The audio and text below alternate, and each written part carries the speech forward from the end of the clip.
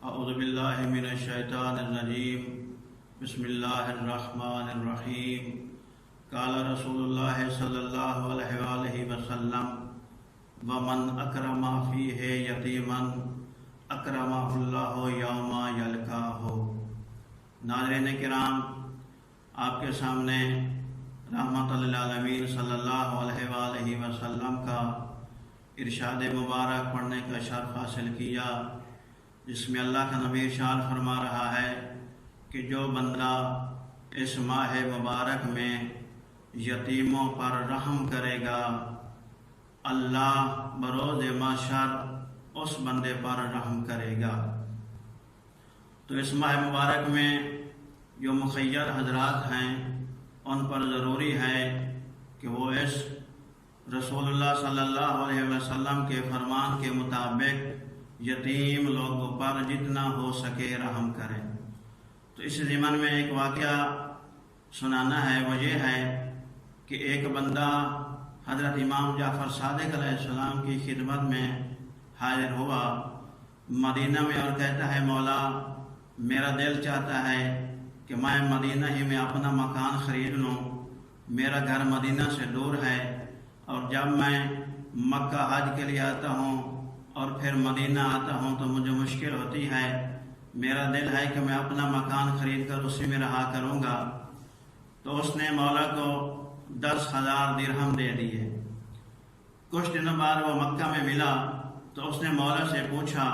تو مولا نے فرمایا میں نے آپ سے مشورہ کرنا تھا کہ آیا میں تیرا مکان اس دنیا میں خریدوں یا آخرت میں خرید لوں؟ تو اس مومن نے کہا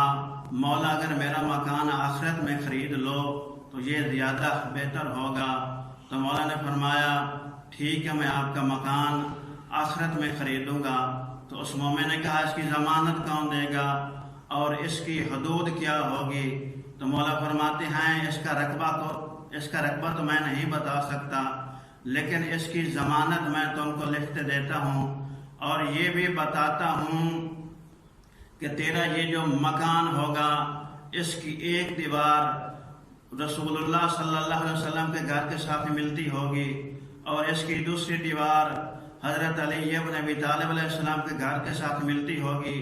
اور اس کی تیسری دیوار حضرت امام حسن علیہ السلام کے گھر کے ساتھ ملتی ہوگی، اور اس کی چوتھی دیوار حضرت امام حسین علیہ السلام کے گھر کے ساتھ ملتی ہوگی۔ یعنی کہ تیرا مکان آخرت میں اس جگہ خریدوں گا کہ تیرا مکان 4 معصوم ہستیوں کے درمیان ہوگا۔ اس نے کہا مولا ٹھیک ہے، بہت بہتر ہے۔ تو مولا نے اس کو لکھ کر دے دیا کہ میں تجھے لکھ کر دے رہا ہوں کہ یقیناً یہ مکان تمہیں ملے گا۔ وہ واپس چلا گیا، جب گھر پہنچا کچھ دن بیمار رہا، پھر وہ فوت ہو گیا۔ تو اس نے وصیت کی اپنے گھر والوں کو کہ یہ جو حضرت امام جعفر صادق علیہ السلام کا لکھا ہوا ہے یہ آپ نے میرے ساتھ دفن کرنا ہے۔ تو گھر والوں نے وہ تحریر جو امام نے اس کو لکھ کر دی تھی انہوں نے اس کے ساتھ ہی دفن کر دی۔ جب دوسرے دن اس کے گھر والے اس کی قبر پر گئے تو وہی مولا کا لکھا ہوا باہر پڑا تھا، اور دوسری طرف یہ لکھا ہوا تھا کہ جعفر ابن محمد نے جو وعدہ کیا ہے وہ ہم نے پورا کر دیا ہے۔ یعنی کہ مولا نے جو لکھ کر دیا تھا کہ تیرا مکان جنت میں ہوگا اور اس کی 4 دیواریں 4 معصومین علیہ السلام کے ساتھ ملتی ہوں گی، تو لکھا ہوا تھا کہ وہ وعدہ پورا ہو گیا ہے۔ تو ناظرین کرام، یقیناً ہمیں یہ چاہیے کہ جب ہم کسی یتیم کی مدد کر رہے ہیں، کسی فقیر کی مدد کر رہے ہیں، تو ایک تو اس میں خلوص ہونا چاہیے،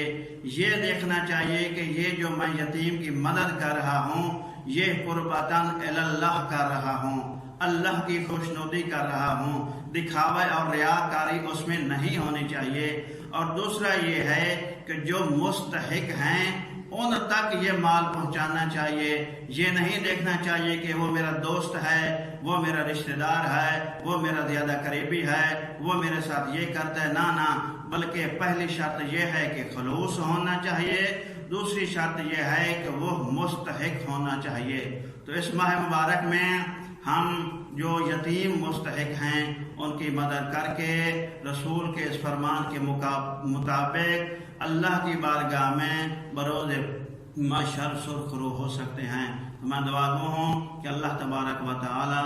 ہمیں صحیح معنی میں